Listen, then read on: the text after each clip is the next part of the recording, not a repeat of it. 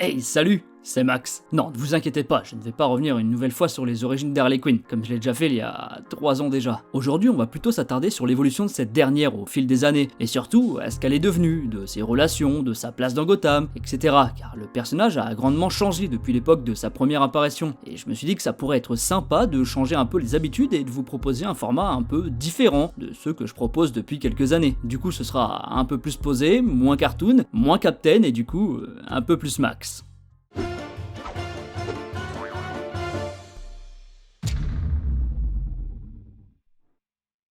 Harley Quinn a toujours été un personnage majeur de chez DC Comics, et ça depuis sa création en 1992 par Paul Dini et Bruce Timm pour Batman la série animée. Car même si elle n'était à la base qu'une sidekick rigolote, elle a tout de suite su attirer les fans et fait de l'ombre au Joker. D'ailleurs, je me permets un petit aparté pour vous conseiller ma vidéo Je suis Batman, avec l'exceptionnelle participation de Monsieur Richard Darbois, la voix officielle de Batman dans la série animée. Et pour ceux qui pensent que j'ai déjà abandonné ce format, pas d'inquiétude, je suis depuis quelques mois en train de préparer le second épisode, avec évidemment un nouveau personnage et avec une nouvelle fois un grand comédien pour l'incarner. Bref, revenons à notre demoiselle. C'est seulement 1 an après son apparition à la télévision qu'elle rejoint les pages des comics Batman, afin d'offrir au Joker un binôme qui sera cette fois-ci beaucoup plus intéressant et charismatique que les précédents. Oui, je pense à toi, Gaggy. Le Joker et Harley, ce n'est pas juste une collaboration de vilains, c'est bien plus que ça. Ils ont une relation amoureuse, très particulière, très malsaine, avec une reine prête à tout pour son roi et lui qui l'aperçoit plutôt comme sa bouffonne, son jouet qu'il tient dans la paume de sa main. Il profite d'elle et est prêt à la jeter aux chauves-souris à la moindre occasion. Cependant, le psychopathe qu'il est refait régulièrement surface dans sa vie pour se jouer d'elle. C'est au fil des comics qu'elle va finir par s'émanciper du prince du crime. Mais quitter le diable ne signifie pas forcément sortir de l'enfer, puisqu'elle va avoir d'autres mauvaises fréquentations. Elle se rapprochera beaucoup de Poison Ivy et de Catwoman, avec qui elle forme les Gotham City Sirens, s'attachera parfois à Deadshot lorsqu'elle rejoindra la Suicide Squad, et se liera presque d'amitié avec Red Tool, la parodie de Deadpool, lui-même une parodie de Deathstroke. Mais ça, ce n'est qu'une infime partie de ses relations, car Madame Quinzel est devenue très sociable, vous allez voir. Depuis le succès de Slade Wilson, DC a décidé de suivre la voie du succès, ouverte par l'anti-héros de chez Marvel, pour l'ex-copine de Monsieur J. Dites donc au revoir à la complexité et à la richesse du personnage. Maintenant c'est du fun, du déjanté, de l'humour et du trash, sans oublier l'hypersexualisation de son héroïne, additionnée à de l'humour bien gras. Bien entendu, et ça compte aussi bien pour les comics que pour sa version ciné. En plus de s'affranchir du Joker, elle va aussi se libérer et s'épanouir sentimentalement et physiquement. Sexuellement. Et elle n'hésitera donc pas à se rapprocher de ceux pour qui elle a de l'estime, comme Batman, Nightwing, même Lobo, Shazam, Wonder Woman, Green Lantern et compagnie. Harley Quinn va devenir alors un peu la bouffonne de chez DC Comics, et au sens propre du mot, malheureusement. Elle sera la comique de la maison, avec des scénarios absurdes, des dialogues grotesques et de l'humour forcé. Alors oui, c'était déjà un peu son profil de base, certains vont me dire, celui de la fifille un peu nunuche qui accompagne le clown psychopathe, et qui se retrouve souvent dans des situations farfelues. Mais Harlan Frances Quinzel, ce n'est pas que ça. C'est aussi un personnage psychologiquement complexe, souffrant certainement d'une sorte de syndrome de Stockholm, avec qui il y a de quoi faire côté scénaristique, même en ajoutant un peu d'humour et sans forcément tomber dans le potache. Le bon point que je peux relever de son grand nombre de partenaires est que l'on peut alors imaginer que notre demoiselle souffre de dépendance affective.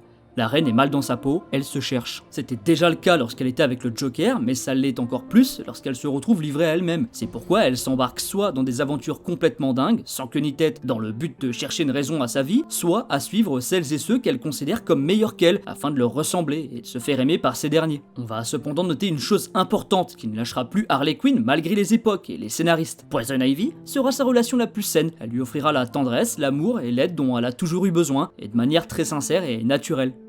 Naturel, vous l'avez eu, hein.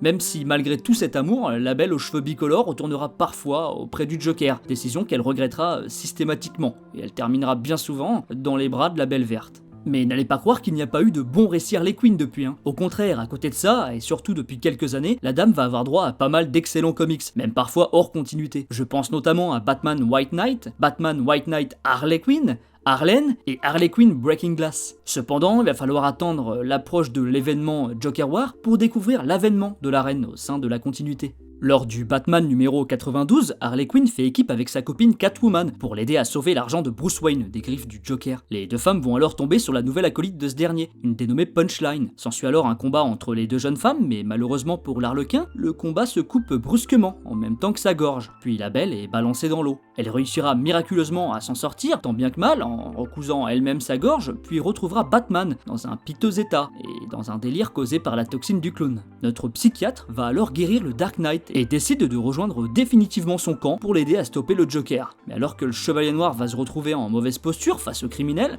c'est finalement Harley Quinn qui va le sauver en tirant au fusil dans l'œil de son ex. Mais alors que l'on pensait qu'elle allait s'arrêter après l'avoir ligoté, elle oblige cependant Batman à choisir entre le criminel et elle. Et pour Batman, la question est vite répondue, comme diraient certains. Le choix du protecteur de Gotham ne va alors pas plaire à son rival de toujours, puisqu'à son tour, Bruce Wayne va sauver la demoiselle, et même lui faire comprendre que maintenant ça y est, elle fait partie de sa Bat Family.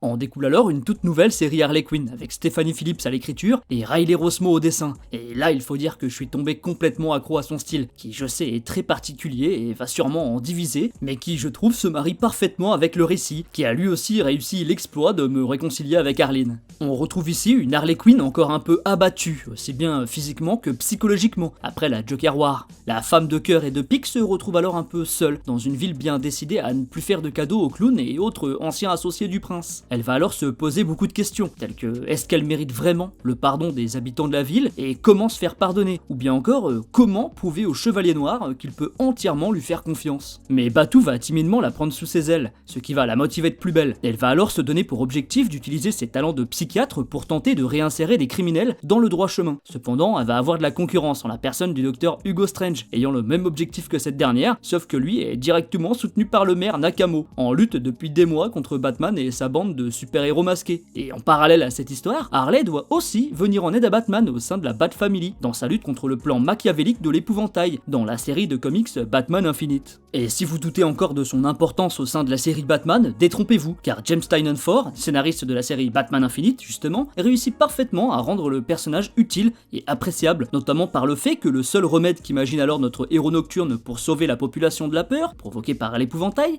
réside en Pamela Isley, alias Poison Ivy. Et c'est évidemment là que Harley intervient pour tenter de convaincre Pam de sauver les êtres humains, ceux-là même qui détruisent la nature à longueur de journée.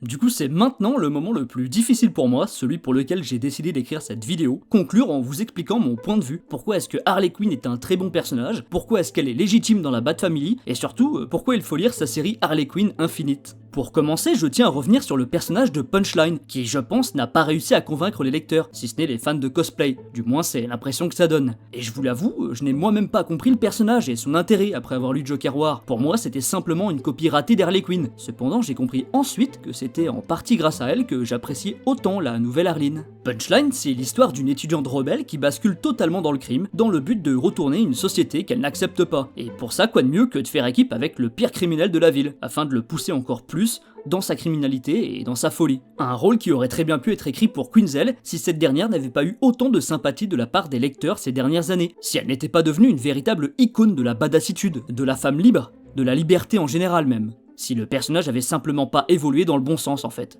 Donc oui, voir apparaître Punchline comme un faire-valoir pour Harley Quinn, c'est une très bonne chose. Voilà donc la réponse de DC Comics. Vous voulez toujours une cinglée aux côtés du Joker, alors acceptez Punchline et laissez Arline avoir droit à un traitement bien plus intéressant. Mais alors la seconde question que l'on peut se poser, c'est est-ce qu'elle mérite vraiment de rejoindre la Bat Family, alors qu'il y a déjà bien trop de membres et qu'il est déjà très compliqué de tous les incorporer dans Gotham et ses histoires. C'est complètement dingue le nombre de personnages aussi proches de super-héros que l'on caractérise souvent pourtant comme la solitude incarnée. Je vais pas vous faire la liste au complet car on atteint quasiment la trentaine de membres entre les différents Batgirl, les Robin et compagnie. Mais pourtant, je trouve qu'Harley a tout autant sa place que les autres aux côtés de Batman, si ce n'est même plus que certains. Si je vous demande de me donner vos personnages préférés de la Bat Family en commentaire, il y a de grandes chances pour qu'en plus du très populaire Nightwing, les noms de Redwood, de Catwoman et du Robin Damian Wayne apparaissent très souvent. Et si on regarde de plus près, on remarque que ces derniers ont tous été des criminels avant de rejoindre notre cher Bruce Wayne. Et ne me dites pas que Redwood fut d'abord Robin, car avant même d'être Robin, c'était déjà le fils d'un criminel et que Batman l'a rencontré pour la première fois alors que ce dernier tentait de lui voler les jantes de la Batmobile. Comme quoi la rédemption d'un personnage est un sujet qui intéresse les lecteurs, alors laissons une chance à la demoiselle et à ses scénaristes pour continuer de lui donner autant d'intérêt qu'elle en a actuellement. Car oui, si je la trouve très sympathique dans Joker War et Batman Infinite, c'est évidemment dans sa série Harley Quinn Infinite qu'elle est la plus intéressante. On redécouvre alors une toute nouvelle reine, plus touchante, plus humaine, mais gardant toujours un grain de folie dans son combat contre le crime et les inégalités. On retrouve alors beaucoup de Batman en elle,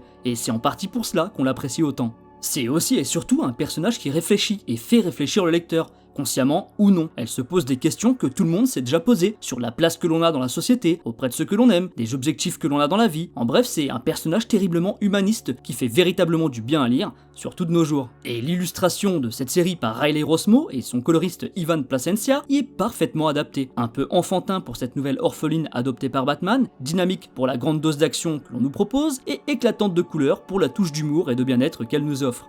Vous l'avez compris, c'est un véritable coup de cœur pour moi. Et après des années à ne plus pouvoir supporter ne serait-ce que la vue de ce personnage, c'est devenu pour moi, à l'instar de Batman, ma petite protégée de chez DC Comics. Et bien voilà, j'espère avoir réussi à redorer un peu le blason de la pauvre Harley, qui est très mal vue par beaucoup depuis quelques années à cause de ses quelques erreurs de parcours. J'espère aussi et surtout que cette vidéo, au format un peu différent d'habitude, vous aura plu, et si c'est le cas, vous savez quoi faire pour me le faire savoir. Sur ce, je vous dis merci encore, c'était Max, et à bientôt.